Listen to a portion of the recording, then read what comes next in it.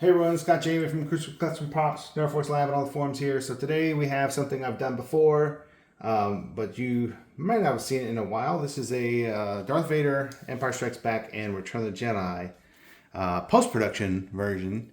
So this is what this is kind of as it is today, supposedly. Going by the reference pictures of it in the Hard Rock Cafe and also in Stephen Lane's collection, as he now owns it. But anyway, this was sent to me. This is Roman's MPP. With the owner sent it to me with the shroud already painted. He had already stenciled it and painted it, and he wants it to the steel to patina naturally, so don't add rust and all that kind of stuff. So that's left alone. Did add the wires, bent them in the shape that they are bent in as close as possible.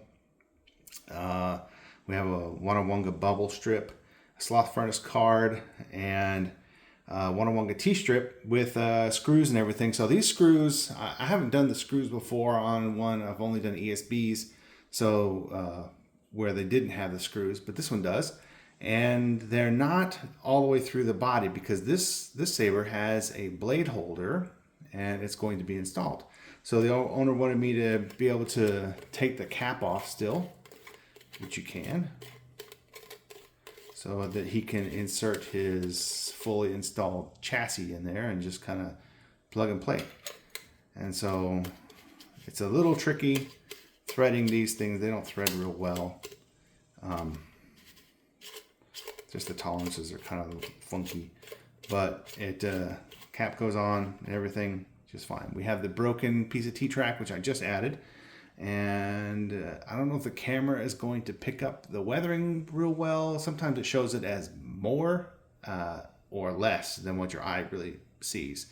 It's there, but it's subtle when you're looking at it in person. But I have a feeling that the camera is going to accentuate the differences quite a bit. But in any case, the only piece you're not seeing right here is the little the bulb release pin here. That's in a little baggie inside, and I imagine that's going to be a part of the install as far as how it probably will be an auxiliary button or something like that, maybe blade retention, I'm not quite sure. But it was loose in the bag, and it needs to be threaded down and then have the little top glued onto it. So I left that alone just in case that's going to be necessary for him to install his chassis and get everything going. But anyway, tried to match as many of the big nicks and dings that I could.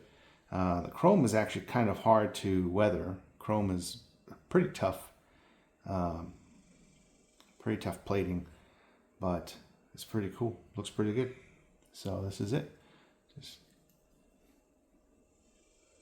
going to be pretty neat when it's all working and lit up. As a just static prop, it's pretty cool. But anyway, here it is.